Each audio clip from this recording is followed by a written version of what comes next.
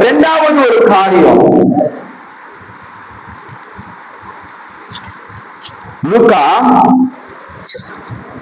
Mark 10வது அதிகாரம் எடுத்துக்கொள்ளுங்க. மார்க்கு 10வது அதிகாரம்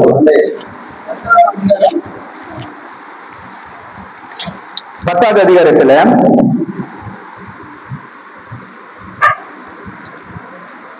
17 ஒரு சம்பவம் சொல்லப்பட்டிருக்குது. 17 நீங்க வீட்டுல படித்துக் கொள்ளுங்க. மார்க் 10வது அதிகாரம் 17 ஒரு சம்பவம் சொல்லப்பட்டிருக்கு. ஒரு வாலிபன், இந்த வாலிபன் இயேசு போகின்ற வழியில வந்து முழங்கால் படியிட்டு ஒரு அற்புதமான ஒரு காரியத்தை இந்த வாலிபன் ஆண்டவராக இயேசு கிறிஸ்துவிடத்தில் கேட்கிறான். சூப்பரான ஒரு காரியத்தை கேட்கிறான். ஆண்டவரே, நித்திய ஜீவனை பெற்றுக் கொள்வதற்கு நான் என்ன செய்ய வேண்டும் என்று கேட்கிறான். சூப்பரான காரியம் தானே, நல்ல காரியம் தான். நாம் கேட்டது தப்பா? கரெக்டான காரியத்தை கேட்டிருக்கிறான். ஒருவேளை ஆண்டவர் நம்மளுக்கு முன்னால ஏசப்பா தரிசனமானா கூட நம்ம எதை கேட்கிறோமோ, ஒரு நித்திய ஜீவனுக்கு போகிற வழி என்ன என்பது அதை பத்தி பேசுறோம்னு தெரியாது. உலக பிரகாரமான ஆசீர்வாதத்தை பத்தி நிறைய என்ன பண்ணுவோம், ஏசப்பா கிட்ட கேட்போம். கேட்க மாட்டோமா? ஆனா இந்த வாலிபன் பணக்காரன், இவன் ஆண்டவருக்கு முன்னால முழங்கால் படிட்டு நித்திய ஜீவனை பெற்றுக் கொள்வதற்கு நான் என்ன செய்யணும்பா அப்படின்னு கேட்கிறான். அதுக்கு ஆண்டவர் என்ன சொல்றாரு? 19 படிக்க சொல்லும்.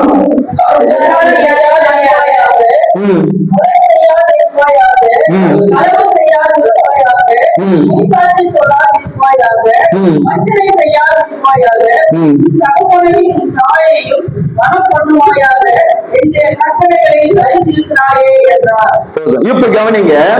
இப்ப அவன் கேட்டான், நித்திய ஜீவனை பெற்றுக் கொள்வதற்கு என்ன செய்யணும்னு கேட்கிறான். அதுக்கு ஆண்டவர் சொல்றாரு, கொலை செய்யக்கூடாது, விபச்சாரம் செய்யக்கூடாது, உன் தாய் தகப்பனை கனம் பண்ணணும், இப்படி எல்லாம் சொல்லிட்டு வராரு. அதுக்கு அவன் சொல்றான், ஆண்டவரே, நான் சிறு வயதுல இருந்து என்ன பண்றேன், கை கொண்டு இருக்கிறேன் அப்படின்றான். அல்லேலூயா. நல்ல கவனிக்கணும். ஆண்டவருக்கு முன்னால முழங்கால் படிட்டு வந்தான், வாலிபன் தான், ஐஸ்வர்யவான் தான், நல்ல காரியத்தை தான் அவன் கேட்கிறான். ஆண்டவரே சொல்றாரு, இது நீ கை கொண்டு இருக்கிறியா? சின்ன வயதுல கை கொண்டு இருக்கிற. அவன் பார்வையில் அவன் கரெக்ட், அவன் பார்வையில அவன் கரெக்ட். இன்னைக்கு நம்ம பார்வை கூட நான் எல்லா விஷயத்தையும் கரெக்டா தான் இருக்கிறேன் சொல்லிக்கிறோமா இல்லையா? சொல்றோமா இல்லைங்களா? சொல்லுங்க, சொல்றோமா இல்லையா? குறிப்பா கணவன் மனைவி சண்டை வந்துச்சுன்னா மனைவி சொல்லுவாங்க, நான் கரெக்ட், நீ கரெக்டா இருந்தவங்க. கணவன் சொல்லுவாரு, நான் கரெக்ட், நீ கரெக்டா இரு. ஆனா தேவனுடைய பார்வையில எங்க ஒரு விஷயத்துல ஒரு 2-3 காரியத்திற்கும் நம்ம நல்லா கரெக்டா இருக்கலாம். ஆனா நிறைய விஷயத்துல என்ன பண்ணிட்டு இருப்போம், நம்ம நிறைய விலகி நிற்போம், குறைவுகளா இருப்போம். இப்ப இவன் சொல்றான், என் சிறு வயது முதல்ல நான் என்ன பண்றேன், கை கொண்டு இருக்கிறான். அப்ப அவன் பார்வையில் அவன் வந்து இருக்கிறான், நான் கரெக்ட், நான் பர்ஃபெக்டா இருக்கிறேன்னு சொல்றான். அப்படிதானே? இப்ப ஆண்டவர் பாக்குறாரு, அவன் மேல அன்பு கூர்ந்து, அவன் மேல அன்பு கூர்ந்து, உன் மேல ஒரு குறை இருக்குதுன்னு சொல்றாரு. இப்போ அவன் மேல அன்பு வச்சுட்டு, கவனிங்க சிஸ்டர், பேசாதீங்க. அவன் மேல அன்பு கூர்ந்து உன் மேல ஒரு குறை இருக்குன்னு சொல்றாரு. உனக்கு இருக்கிறது எல்லாவற்றையும் விற்று தரித்திர கொடு.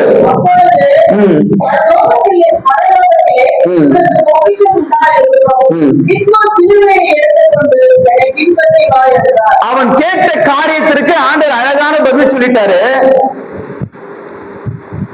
உன்கிட்ட இருக்குது எல்லாம் வச்சு தரித்திரம் கொடுத்துரு, அப்ப பரலோகத்துல உனக்கு ஆசீர்வாதம் இருக்கும். சிலுவை எடுத்து பின்பற்றி வாழ்றாரு. சூப்பரான காரியத்தை கொடுக்கிறார், ஒரு அழகான ஒரு அழைப்பை கொடுக்கிறார். எனக்கு சீசனா இரு, எனக்கு ஒரு ஊழியக்காரனா இரு, எனக்கு சாட்சியா இருன்னு சொல்லி இந்த வாலிபனுக்கு அழகான ஒரு அழைப்பை தேவன் கொடுக்கிறார். ஆனா வேதம் சொல்லுது, அவன் மிகுந்த ஐஸ்வர்யவனாக இருந்தபடினால எப்படி போனானா, துக்கத்தோடு அவன் போயிட்டான், துக்கத்தோடு போயிட்டானா. இப்ப ஆண்டவர் சொல்றாரு, ஊசியானது ஒட்டகமானது ஊசியின் காதுல நுழைஞ்சா கூட நுழைஞ்சிடும். ஆனா ஐஸ்வர்யவான் தேவராஜ்யத்துல பண்ண முடியாதா? பிரவேசிக்க முடியாது. அப்படின்னா என்ன அர்த்தம்? பாவத்தை விடாதவன். நான் எதை விட சொல்றேனோ என் ஜனத்தின் இடத்துல, என் பிள்ளைகளின் இடத்துல, எந்த பாவத்தை விட்டுட்டு என்னை பின்பற்றி வா, உனக்கு பரலோகத்துல பொக்கிஷத்தை சேர்த்து வைத்துக்கோ, எனக்கு சீஷனா இரு, இந்த பாவத்தை விட்டுட்டு வா. ஆண்டவர் எந்த காரியத்தை விட்டுட்டு வர சொல்றாரோ அதை விட்டுட்டு வருகிறவன் தான் ஆண்டவருக்கு சீஷனா இருக்க முடியும். அவனுக்கு தான் பரலோக ராஜ்யத்துல தேவன் இடத்தை கொடுக்க முடியும். அல்லேலூயா. பாவத்தை விடாதவன் கர்த்தருக்கு சீஷனாக இருக்க முடியாது. அவனு கேட்டான் பாரு, நித்திய ஜீவனை பெற்றுக்கிறதுக்கு என்ன? நித்திய ஜீவனும் அவனுக்கு என்ன பண்ணாதுன்னா கிடைக்கவும் கிடைக்காது. அப்ப இந்த சம்பவத்திலிருந்து நாம் என்ன தெரிந்து கொள்கிறோம்? ஜெபிக்கிறவன் தான், ஜெபிச்சவன் தான், சில வசனங்களை கை கொண்டவன் தான். ஆனா ஜெபிச்சவன் பாவத்தை விடாதவனாக்கலாம். ஜெபிச்சவன் கர்த்தருக்கு சீஷனா இருக்க முடியல, அவரை பின்பற்ற முடியல. இன்னைக்கு நாம் ஜெபிக்கிற கூட்டம் தான், உபவாசிக்கிற கூட்டம் தான், ஆனா பாவத்தோடு வாழ்ந்து கொண்டிருக்கிறோமே. அப்ப இந்த வாலிபனை போல ஜீவி இருக்குதோ? இந்த வாலிபனை போல ஜீவி இருக்குதோ? இருக்குது. இதெல்லாம் ஆண்டோட கண்கள் பார்க்கலையா? யார் எப்படி நடக்கிறான்னு அவருக்கு தெரியலையா?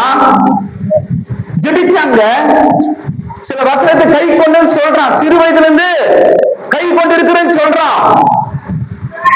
ஆனா என்ன பண்ண முடியல? பாவத்தை விடாதவனா இருக்கிறான்.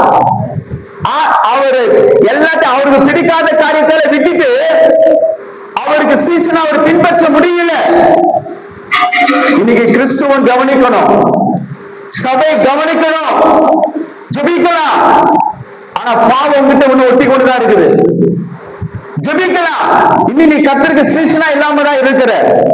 நீ ஜெபிக்கலாம், சிறு வயதுல இருந்து வேத சத்தியத்தை அறிஞ்சிருக்கலாம், பக்கமா வசனங்கள் தெரியலாம், பக்கமா மனப்படமா வசனங்கள் நீ சொல்லலாம், நீ பிரசங்கிக்கலாம், நீ நல்ல பாடலாம், உபவாசிக்கலாம், காணிக்கைகளை கொண்டு வந்து ஆலயத்துக்கு கொடுக்கலாம்.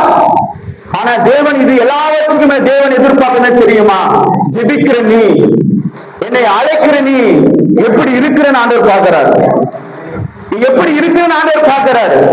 அவன் துக்கத்தோடு போயிட்டானா, நல்ல ஒரு வாய்ப்பை கொடுக்கிறாரு, அழைப்பை கொடுத்தாருங்க.